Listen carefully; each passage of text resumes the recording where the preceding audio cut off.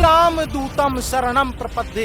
वहाँ खुद बता रहे हैं हनुमान जी। भाइयों, हनुमान जी की पूजा करनी चाहिए या नहीं करनी चाहिए, इसी प्रश्न का हल करने के लिए हम आप लोगों के सामने दो संतों के विचार लेकर के आए हैं।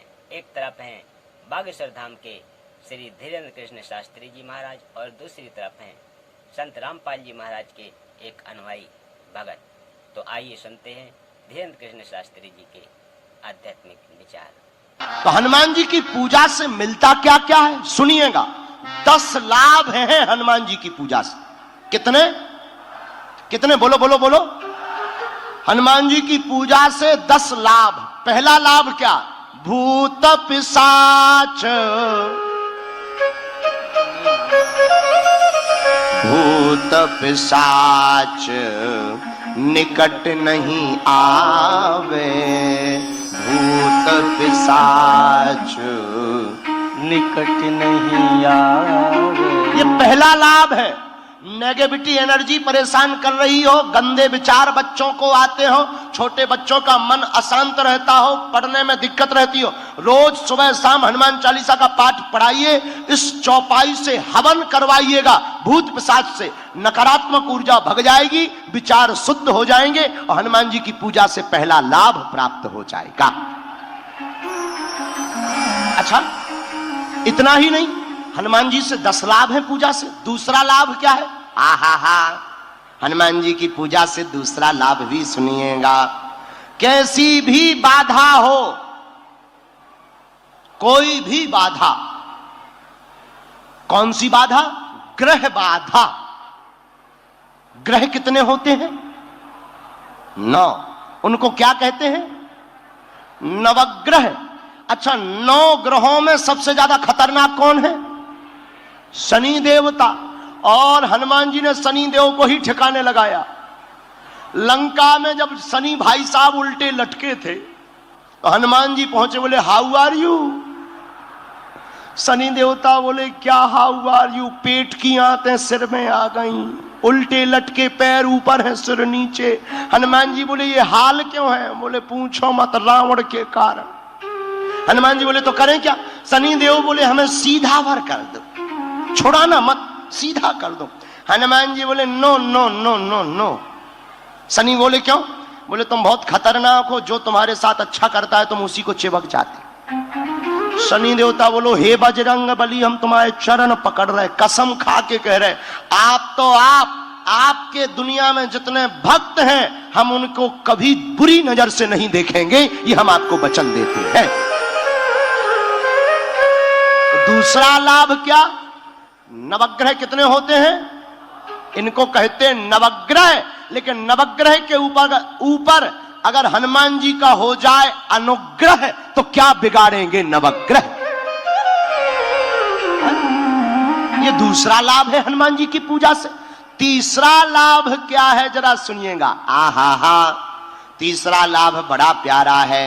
नासे रोग हरे सब पीरा, जपत निरंतर हनुमत बीरा। गाओ। नासे हरे सब पीरा, जपत निरंतर हनुमत बीरा। ये हनुमान जी की पूजा करने का तीसरा लाभ है। रोग हो, बीमारी हो, दवा काम ना कर रही हो, आप हनुमान जी की पूजा करिए, हनुमान जी के भक्त बन जाइए, हनुमान चालीसा का पाठ करिए तो होगा क्या? दवा असर करने लगेगी, रोग मिट जाएगा। और नासे रोग हरे सब जपत निरंतर हनुमत बीरा। अच्छा, चौथा लाभ क्या है हनुमान जी की पूजा से? चौथा लाभ हनुमान जी के भक्तों को एक और बहुत बढ़िया है। जो 7 बार पाठ कर कोई, जो 7 बार आइए पाठ कर कोई छूटे बंदी महासुख होई। छूटे बंदी महासुख होई। हाँ, इतना सुनिएगा, छूटे बंदी महासुख होई। छूटे बंदी महासुख। ये हनुमान जी की पूजा करने का चौथा लाभ है। क्या? जो हनुमान जी का भक्त होता, हनुमान जी की पूजा करता, वो कोर्ट में, कचहरी में, मुकदमा में, बंधन में, उच्चाटन में, मारण में, वशीकरण में अगर बंधा हो तो वो हनुमान चालीसा पाठ से और हनुमान जी की पूजा से मुक्त हो जाता है। भाइयों, अभी आप श्री धीरेन्द्र कृष्ण शास्त्री जी के आध्यात्मिक विचार सुन रहे थे। चलिए अब सुनते हैं संत रामपाल जी महाराज के एक अनुयायी भगत के विचार। मैं अपने बारे में थोड़ा सा बताता हूँ। जैसे मैं बचपन से श्रद्धालु था, तो मैं बचपन से हनुमान जी के व्रत किया करता था मंगलवार को, और चूरमा बना के खुद भी खाता था, बंदरों को भी केले वगैरह खिला के आता था। इस तरह की भक्ति मैं बचपन से कर रहा था। परंतु जब मुझे संत रामपाल जी महाराज जी का ज्ञान प्राप्त हुआ, तब मुझे पता चला वो भक्ति मेरी शास्त्र विरुद्ध थी। और गीता जी में वैसी शास्त्र विरुद्ध हर एक भक्ति को कैंसिल किया हुआ है, निषेध बताया है। एक बार वो आपको दिखाते हैं, फिर रामचरितमानस का अगली कड़ी जुड़ेगी। देखिए, अभी आपको अध्याय 16 दिखा देते हैं एक बार हम। अध्याय 16 का श्लोक 23 और 24, ये हमारे गुरुजी लगभग हर सत्संग में आपको बताते हैं।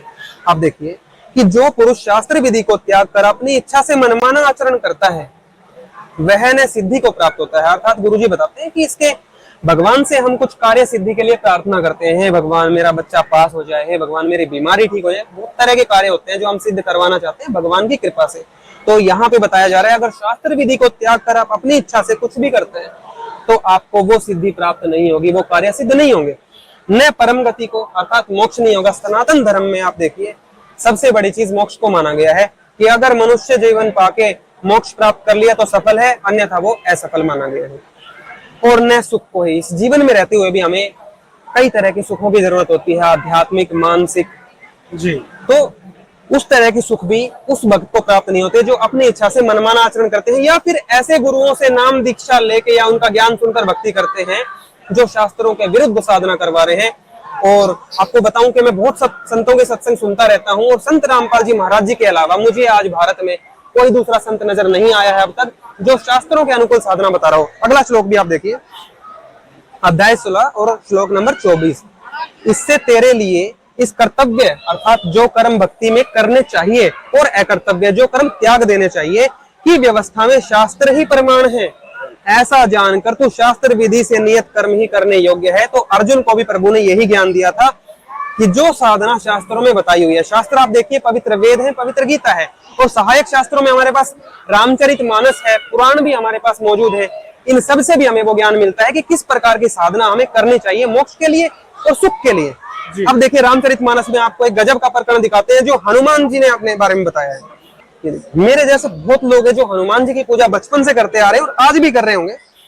ये देखिए यहाँ हनुमान जी क्या करे, कहूँ पवन में परम कुलीना, कपि चंचल सभी विधिहीना, प्रात ले जो नाम हमारा, ते ही दिन ताही न मिले अहरा। भला कहिए मैं ही कौन बड़ा कुलीन हूँ, चंचल वानर हूँ और सब प्रकार से नीच हूँ। हनुमान जी ये संज्ञा बता रहे हैं। प्रातः काल जो हम लोगों यानी बंदरों का नाम ले ले तो उस दिन उसे भोजन भी ना मिले। हम बंदरों का नाम, ये देखो हनुमान जी ने अपनी साधना को बिल्कुल कैंसिल किया हुआ है। और इन नकली धर्मगुरुओं के मान के मेरे जैसे बहुत लोग हैं जो हनुमान जी की साधना में लगे हुए हैं, मंगलवार का व्रत करते हैं।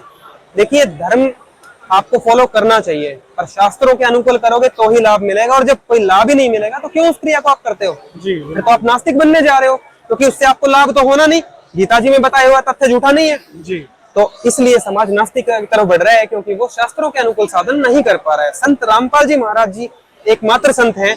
आप देखिए श्री रामचरितमानस से उन्होंने इतने प्रमाण दिखा दिए कि विष्णु जी तक जो लोग अटके पड़े थे, अब उनको इसमें भी, इस पवित्र शास्त्र में भी इतने गूढ़ रहस्य मिल रहे हैं उनके माता पिता के